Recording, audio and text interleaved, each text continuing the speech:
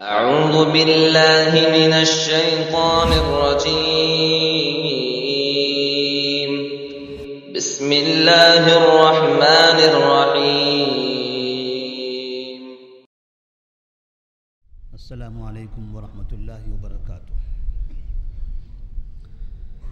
الحمد للہ رب العالمین والصلاة والسلام علی رسولہ الامین وعلى آلہ وصحبہ اجمعین ومن تبعہم بإحسان إلى یوم الدین. اما بعد، فعن ابی ہریرۃ رضی اللہ تعالی عنہ قال قال رسول اللہ صلی اللہ علیہ وسلم فی البحر هو الطہور ماؤہ والحل میتته. اخرجہ الاربعۃ وابن ابی شیبۃ واللفظ له وصححہ ابن خزیمۃ والترمذی ورواه مالک والشافعی واحمد.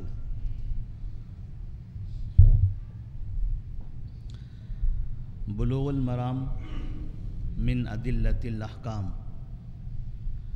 حدیث کی فقہی ابواب پر مشتمل یہ مختصر سی کتاب، جسے حافظ ابن حجر رحمہ اللہ نے تصنیف کیا ہے، اس کتاب کی پہلی حدیث، جس میں ابو ہریرہ رضی اللہ تعالی عنہ سے مروی ہے، کہتے ہیں کہ رسول اللہ صلی اللہ علیہ وسلم نے سمندر کے بارے میں فرمایا کہ اس کا پانی پاک ہے اور اس کا مردار حلال ہے. اس حدیث کو امام ابو داؤد، امام ترمذی، امام نسائی، امام ابن ماجہ اور ابن ابی شیبہ نے روایت کیا ہے، اور اس حدیث کے جو الفاظ ہیں امام ابن ابی شیبہ کے ہیں. ابن خزیمہ اور امام ترمذی رحمہ اللہ نے اس کو صحیح کہا ہے. امام مالک، امام شافعی اور امام احمد بن حنبل رحمہ اللہ نے بھی اس کو روایت کیا.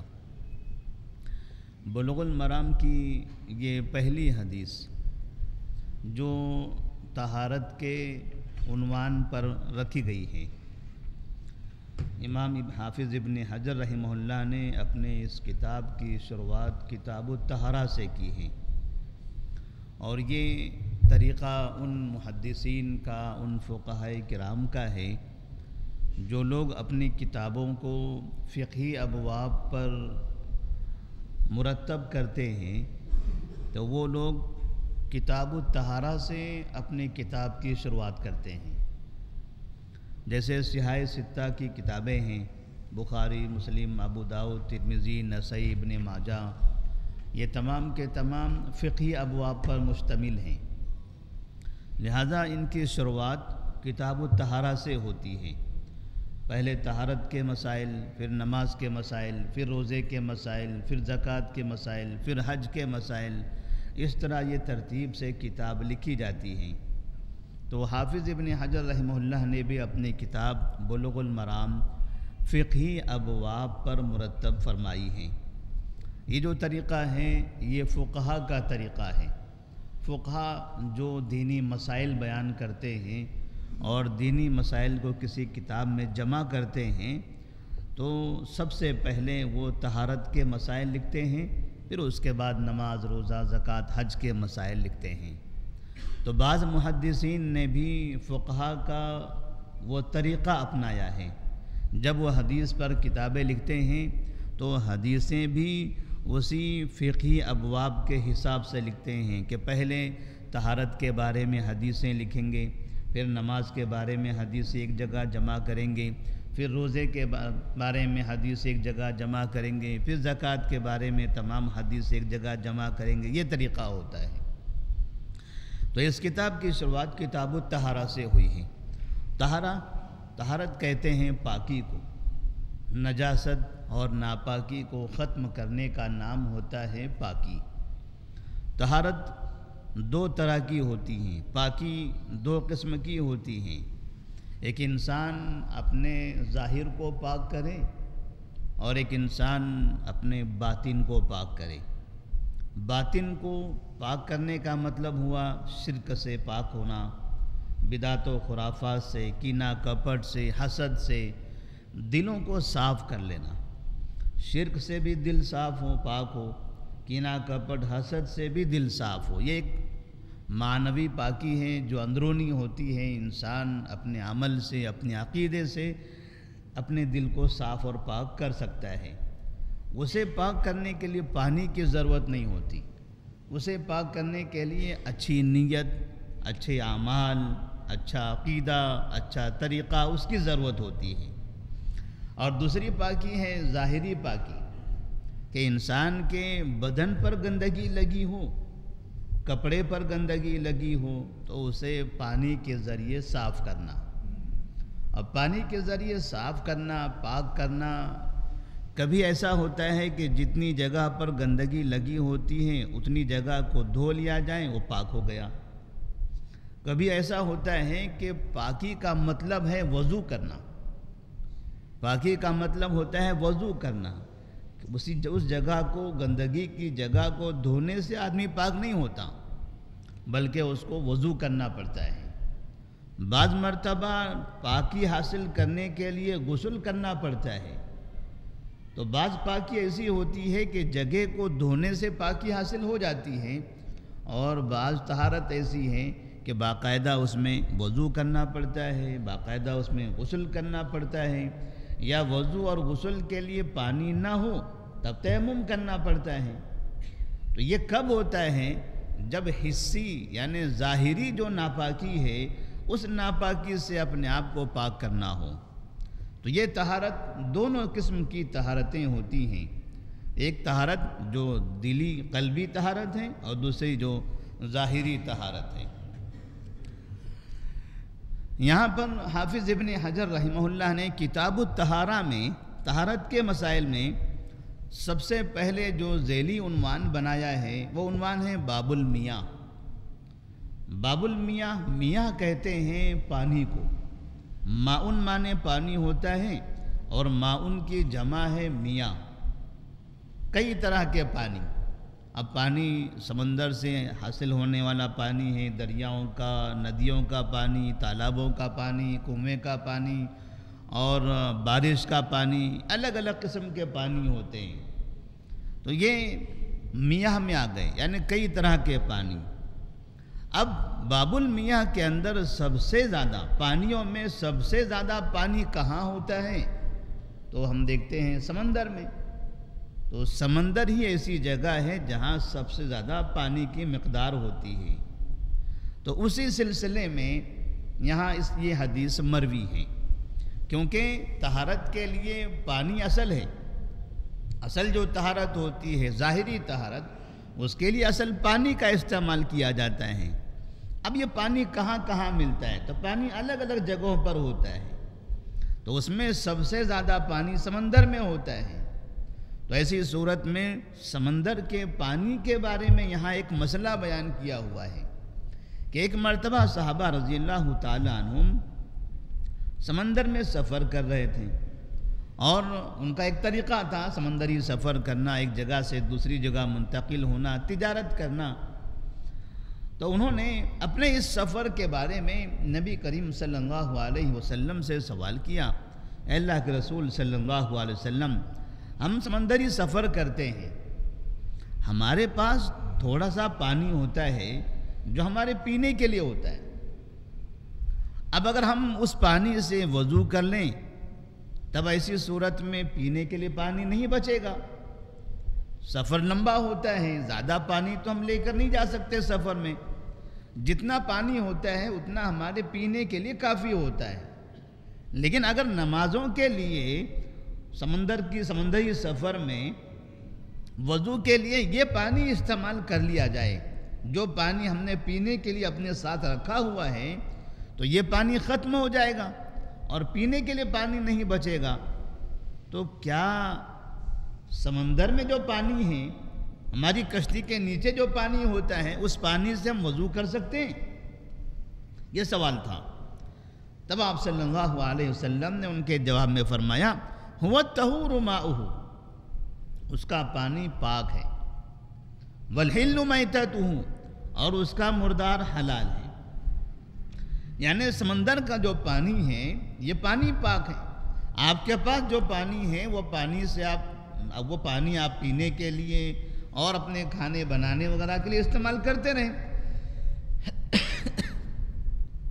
اور جو سمندر کا پانی ہے یہ پانی آپ وضو کے لیے غسل کے لیے استعمال کر سکتے ہیں. یہ پانی پاک ہے, سمندر کا پانی پاک ہے. اور یہاں جو مردار ہیں, مردار سے مراد ایسے جانور یا ایسی مچھلیاں جو سمندر میں ہی پیدا ہوتی ہیں, سمندر میں ہی رہتی ہیں اور سمندر کے بغیر, پانی کے بغیر وہ نہیں رہ سکتی. ایسے تمام جانور تمہارے لیے حلال ہیں. والحل میتۃ, اس کا مردار حلال ہے. یعنی اگر وہ یہاں مردہ پائی گئی تو بھی آپ ان کا کھانے کے لیے استعمال کر سکتے ہو. تو صحابہ رضی اللہ تعالیٰ عنہم نے آپ سے صرف پانی کے بارے میں پوچھا تھا, آپ نے اضافی جواب بھی دے دیا. صرف پانی کے بارے میں جواب دے کر خاموشی اختیار کرنے کے بجائے آپ نے کھانے کے بارے میں بھی بتا دیا, کیونکہ سمندری سفر کرنے والوں کے پاس دونوں قسم کے مسائل آئیں گے. پانی کا مسئلہ بھی ہوگا اور کھانے کا مسئلہ بھی ہوگا. اگر کبھی پانی پر تیرتی ہوئی مردہ مچھلی مل جائے اور آپ کو بھوک لگے, آپ کھانا چاہتے ہیں, تو مردہ مچھلی بھی آپ کھا سکتے ہیں وہاں کا, چونکہ وہاں کا مردار حلال ہے. تو نبی کریم صلی اللہ علیہ وسلم نے یہاں پر اس پانی کے بارے میں کہا ہوا طہور. طہور کہتے ہیں ایسی چیز کو کہ وہ خود بھی پاک ہو اور پاک کرنے والا بھی ہو. یعنی وہ پانی خود پاک ہے اور پاک کرنے والا بھی ہے. ہر پانی پاک کرنے والا نہیں ہوتا. پانی کچھ ایسے ہوتے ہیں جو پاک ہوتے ہیں لیکن پاک کرنے والے نہیں ہوتے. جیسے مثال کے طور پر اگر ہم گھر کے اندر چائے وغیرہ بناتے ہیں, یہ چائے کیا ہے؟ یہ پانی ہے, یہ بھی پانی ہے, پاک ہے یہ. لیکن کیا اس پانی سے آپ وضو کرو گے؟ یہ پانی ہمیں پاک کرنے والا ہے؟ نہیں ہے. یہ پانی پاکی کے لیے استعمال نہیں کیا جاتا, یہ بذات خود پاک ہے. سالن ہے, سالن کا استعمال اس کام کے لیے نہیں ہوتا. کہیں پر کلر سے کلر میں ملا ہوا ایسا پانی ہے. تو پانی پاک بھی ہو اور پانی پاک کرنے والا بھی ہو, تب اسی صورت میں اس پانی کا استعمال وضو کے لیے کیا جا سکتا ہے. تو آپ نے فرمایا سمندر کا جو پانی ہے یہ بذات خود پاک بھی ہوتا ہے اور یہ کسی دوسری چیز کو پاک بھی کرتا ہے. لہذا اگر پانی پاک ہے اس کا مطلب یہ ہوا کہ یہ پانی اگر آپ کے بدن پر لگ جائے تو آپ کے کپڑے ناپاک نہیں ہوں گے, کیونکہ وہ پانی پاک ہے. اگر کہیں دوسری جگہ سے گندگی آپ کے بدن پر لگ گئی تو آپ اس پانی کے ذریعے اپنے بدن کو, اپنے کپڑے کو پاک کر سکتے ہو. تو آپ صلی اللہ علیہ وسلم نے سمندر کے پانی کے بارے میں, کیونکہ کتاب الطہارہ طہارت کے مسائل بیان کرنے, تو پھر وہ پانی جو پاک ہو اور پاک کرنے والا ہو. اب یہاں مثال سمندر کی ہے, سمندر کے علاوہ بارش کا پانی ہو, تالاب کا پانی ہو, ندیوں کا پانی ہو اور کنویں کا پانی ہو, ایسا پانی جو خود پاک ہے اور پاک کرنے والا ہے, تو ایسی صورت میں اس سے وضو کیا جا سکتا ہے, اس سے غسل بھی کیا جا سکتا ہے, اس سے اپنے کپڑوں کو بھی صاف اور پاک کر سکتے ہیں. اس حدیث کو ابو ہریرہ رضی اللہ تعالیٰ عنہ نے روایت کیا ہے. ابو ہریرہ رضی اللہ تعالیٰ عنہ صحابہ میں سے وہ مشہور صحابی ہیں جن سے تمام صحابہ کے مقابلے میں سب سے زیادہ حدیثیں مروی ہیں. تو اس طرح سے امام حافظ ابن حجر رحمہ اللہ نے اپنی کتاب کی شروعات ایسے صحابی کی حدیث سے کر دی جو صحابی کی حدیثیں سب سے زیادہ ہیں, اور پھر اس طرح سے باقی کے لیے بنیادی چیز کا تذکرہ یہاں پر کر دیا. اب ساتھ میں والحل میتۃ, آخر میں جو کہا کہ اس کا مردار حلال ہے, تو مردار سے متعلق کہ سمندر میں ایسا جانور جو سمندر میں رہنے والا ہے, جو اسی میں پیدا ہوتا ہے, اسی میں رہتا ہے, اسی میں اس کی زندگی ہوتی ہے. اب وہ چاہے مچھلی ہو, چاہے مچھلی کے علاوہ کوئی دوسرا جانور ہو, سمندری جانور, تو ایسے جانوروں کا کھانا حلال ہے، ایسے جانوروں کا کھانا حلال ہے۔ والحل میتتہ، اس کا مردار حلال ہے۔ اب یہاں پر امام ابو حنیفہ رحمہ اللہ، امام مالک رحمہ اللہ، امام شافعی رحمہ اللہ، امام احمد بن حنبل رحمہ اللہ، یہ 4 ائمہ ہیں۔ 4 ائمہ کرام میں تھوڑا سا اختلاف ہے۔ امام ابو حنیفہ رحمہ اللہ فرماتے ہیں کہ صرف مچھلیاں اس کی حلال ہوگی، اس کی صرف مچھلیاں حلال ہوگی، مچھلیوں کے علاوہ دوسرا کوئی بھی جانور اس کا حلال نہیں ہے۔ جبکہ بقیہ 3 امام مالک، امام شافعی، امام احمد بن حنبل اس حدیث کی روشنی میں فرماتے ہیں کہ نبی نے فرمایا والحل میتتہ، اس کا مردار حلال ہے۔ تو یہاں اس کا مردار کہا، اس کا مردار کا مطلب جو اس میں رہنے والا ہو اور اس میں مرتا بھی ہو، اس میں رہتا ہو، باہر سے آ کر یہاں مر جائے وہ حلال نہیں ہے۔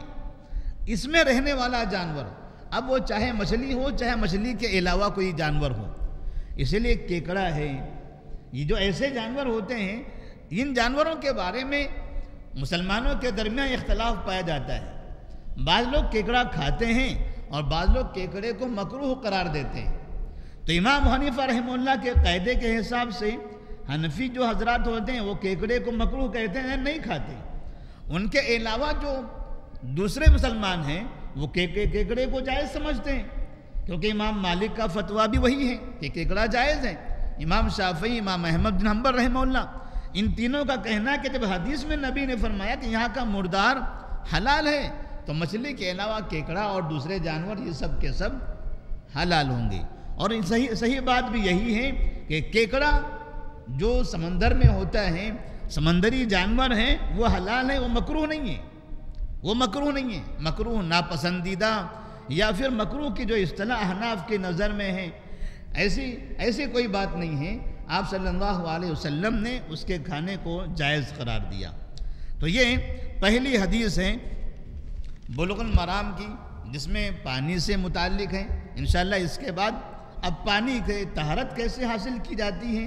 سمندر کا پانی پاک ہے، کنویں کا پانی پاک ہے، اب پاک پانی استعمال کیسے کرنا ہے، یا پاک پانی ناپاک کیسے ہوتا ہے، کون سے پانی سے ہمیں پاکی حاصل کرنا چاہیے، ایسی کچھ تفصیل آگے کے درس میں آئے گی۔ اللہ تبارک و تعالیٰ سے دعا ہے کہ اللہ تبارک و تعالیٰ ہم تمام کو پاک و صاف رہنے کی توفیق عطا فرمائے، قلبی پاکی اور ظاہری پاکی، یعنی دل بھی ہمارا پاک ہو اور ظاہر بھی ہمارا پاک ہو۔ اللہ تبارک و تعالیٰ اس کا اہتمام کرنے کی ہمیں توفیق دے۔ والسلام علیکم ورحمۃ اللہ وبرکاتہ۔